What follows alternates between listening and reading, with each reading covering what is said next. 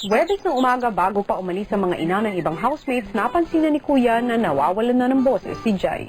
Diba, sinasabing pagkambal, alam nung isa yung iniisip ng isa. Opo. Sometimes. Para makapag-conserve muna ng boses si Jai. Ako po masabi ko ano sabihin niya. Ikaw na ang nagsabi niyan. Hala. Parang may telepathy ka talaga, George. Alam mo yung sasabihin Telepi? Telepathy. Telepati? Anong telepati po? Babasa mo yung isip. Grabe naman po, hindi po ako sidekick. Bukan nga natin. O, Jai, mag-isip ka ng masayang bagay. Hindi kayo makulaan, feeling ko. Ano? Ito ko mo ito. Oh, tama! Tama! Ang galing ko! Ako mo si Mama. Ano, John? Totoo, seryoso, ganda ng isip ko. Sige nga, mag-isip ka, Jai, ng isang nakakatakot na insidente. Di ko alam. Feeling ko yung mga housemate naging aso. Ano tama? Wala! Nainit ako na. Ano ba yan, John? Oo, nakita niyo na. Jump ba lang yan po? 2 beses. Chamba pa ba ang tawag doon? Kuya, that's what you call connection. Aha! Pag may kambal, may mental telepathy. Masubukan nga. Awkward. Awkward. Nosebleed. Nosebleed.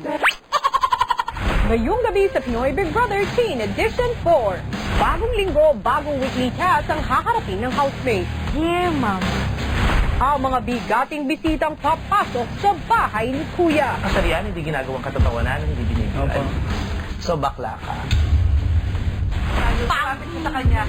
Alam mo kung bakit hindi ka makasaya? Kasi nauna yung arte mo bago ko sumaya. Sa isang pangarap, ako'y naniniwala.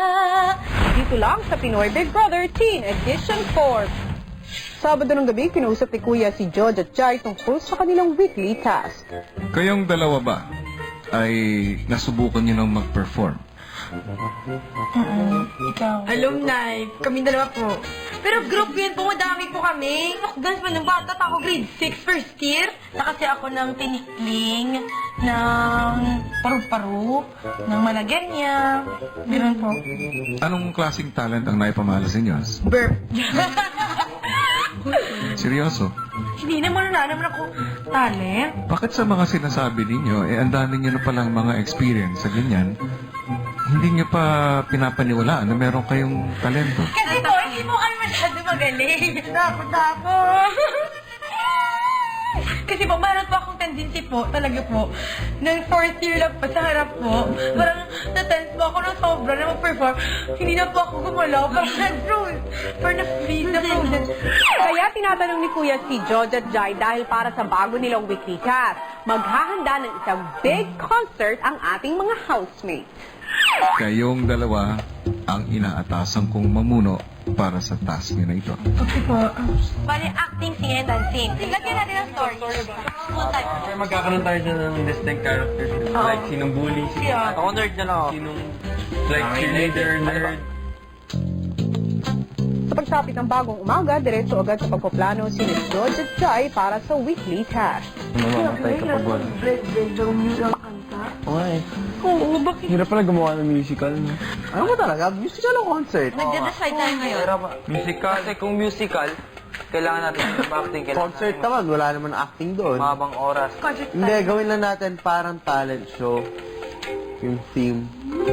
Na Gets mo? Yung parang ano, Pilipinas Got Talent, tapos maraming nag-audition, gano'n. Tapos Pero ano, hindi, wag showtime yung title. Hindi showtime yung title. sabi ko ba, showtime yung title? Yung kasi ako pinapatapos eh. concept. Okay, ikaw na lang. Sige, ano magaling. Si Karen nagpa-sample pa sa maaaring gawin sa performance. Ano nga ganyan boses ni Karen? Hindi siguro. Cute ni Karen!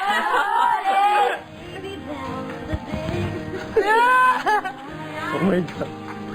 Bakit? Hindi ko mag- Imagine yun!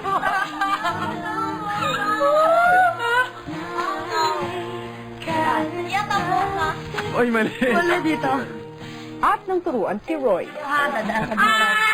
Dadaan ka dito. Hoy, Mari! Pagkalampas niya, tapos tumingin siyang galon. Makinig ka ha. Tumingin siyang galon. Gumawa na siya. Habol naman siya tayo kapin. Pero yakap na ganito lang ha. Baka tayo. Tama mo na.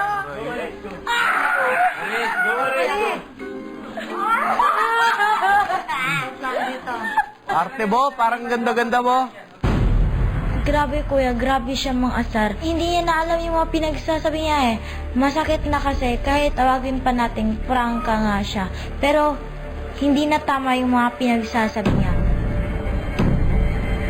Matapos ng ensayo, nagkausap sina Alec at George tungkol kay Kit. Ako nabubwisit ako. Oo, ako rin. Naiirita. Sabi ano. Asa? Ang yabang. Oo, parang ganon. Kilala mo na yun. Oo. Asa, ang yabang.